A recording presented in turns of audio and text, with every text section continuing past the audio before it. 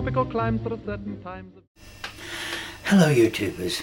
Well, I was speaking with an American friend recently, and he was asking me about the making of English tea, and I tried to explain to him best I could how we did that, but I thought perhaps I could make a video and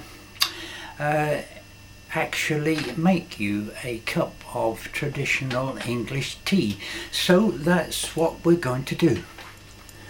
So I have the utensils ready here, and of course one needs a teapot. Well, a pot can be any shape or size really, and I'm going to use a small breakfast size teapot because I'm just going to make 1 cup of tea. Of course, if you make a larger cup of tea, then you would need a larger teapot. Fairly obvious, I dare say. And a teapot can be really anything. It can be sort of a bone china one like this is. It can be glazed earthenware, or if you're really upmarket, it could be silver, but you do need a pot. And I have the first thing you have to do is to warm the pot, and I have some water here boiling in the kettle, which I'll pour into the pot to warm the pot up.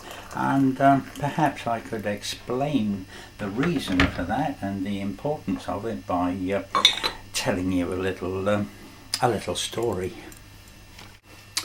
Well, I guess I would say that I was brought up in a working class family, and we didn't go out for meals. If we did go out, we went to the seaside and we had fish and chips, which was absolutely wonderful. I mean, the fish had only breathed its last breath probably about an hour before it went into the deep fried real beef fat frying pan covered in batter, and then it was served in newspaper, which we took outside, and we swamped it with vinegar and salt, and well, you couldn't think of a more delicious meal. But I had an aunt who thought she was very posh really, and if she went out for a meal, she went to a restaurant, and that's somewhere we had never been. But she took it upon herself, I think, when I was in my late teens, that I should be educated in the ways of etiquette and how to behave, and I should learn table manners and things. And it was terribly embarrassing, of course. I mean, to be out with an old people, and then to be in a public place with somebody you know, sort of giving you instructions with everybody who could hear what she was saying, and feeling very embarrassed. Anyway, I guess in the long run it probably did me good, and I benefited from it. But there came a day when she was in the house and I was asked to make the tea, and I was duly making the tea, and she shouted from the other room, "I said boiling water, not boiled water." So that is the reason that I'll explain why we warm the pot, so that by the time we put the tea in and add the boiling water, then its temperature will not be reduced. So, whilst the pot is getting thoroughly warm with the boiling water, I can talk about the tea. Well, there are so many different types of tea. There are probably as many types of tea as there are wine, and people can bore you with all the various makes and blends. But I have always choose to use this Twinings tea, which is a classic tea, and it's called an English breakfast tea. Now, Twinings have been blending and importing and blending tea for, well, over 300 years. I think they started in 1702, and they have a royal appointment, so I reckon if it's good enough for the Queen, then it's good enough for me. So this is the tea that I'm going to use. But the important thing is that it must be loose tea, which means it's not in a bag, and it is the tea leaf. So in a minute we're going to empty out the warm water from the teapot and put in the tea. Now the quantities, well, the quantities are 1 teaspoon per person.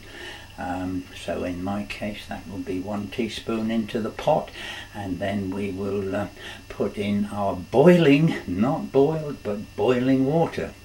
And you leave it to infuse for somewhere between 3 to 5 minutes, some of which is to according to your own taste really, but not more than 5 minutes. I don't know the science of it, but I think the tannin becomes bitter after that point, so the timing is important. 1 teaspoon per person, and sufficient water. So that will be our next operation. The water's nearly boiling, so here we go.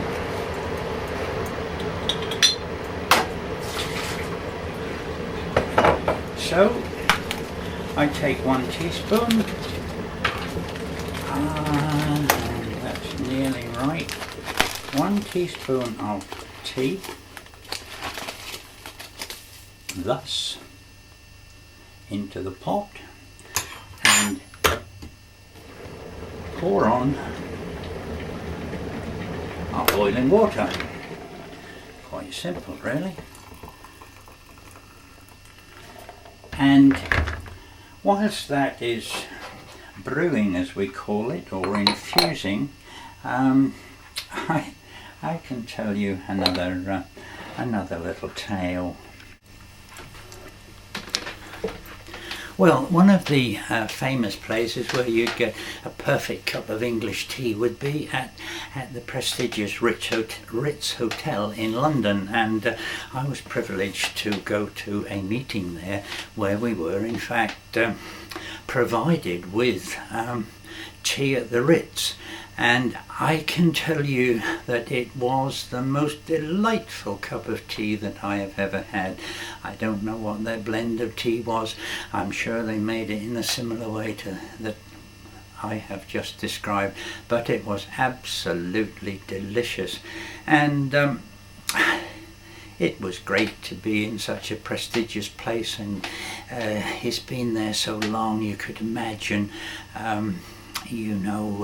rich people and celebrities walking through the foyer, and you can imagine a time when silk dressing gowns were the vogue, and monocle eyepieces and long cigarette holders, very much like Noel Coward era. But you can in fact book yourself a tea at the Ritz.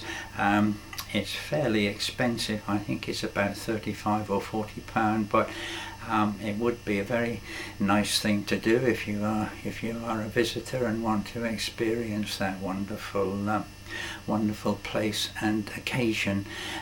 So of course that was a great privilege that I could do it, and it's another nice thing to put on the CV, isn't it? Anyway, I think our tea is just about brewed, so we'll go to the next stage and talk about the cup. So see you in a couple of minutes.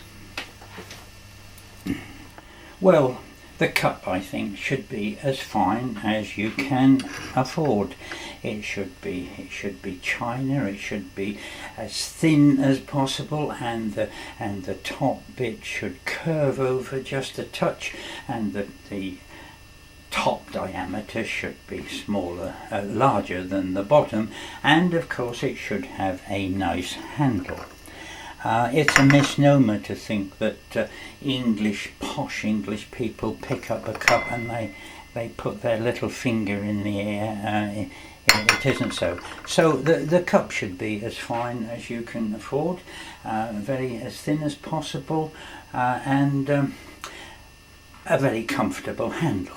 So when I pour the tea, I would expect it to be a nice golden brown, which in fact I'll just show you if I can bring the camera up. I don't think it will. No, that won't give you a very good idea, but I can assure you that it is a nice golden brown and it will be a delicious cup of tea. Because it has loose tea leaves, then some of the tea leaves may come through. If that is a thing that bothers you, then you can pour your tea through a tea strainer. So that is how to make a very nice traditional English cup of tea. So with that, I will take it and enjoy, and I'll see you again another time, and until then, as always, goodbye. What are you doing here? I'm on my honeymoon. Very interesting. So am I. I hope you're enjoying it. It hasn't started yet. Neither is mine. Are you happy?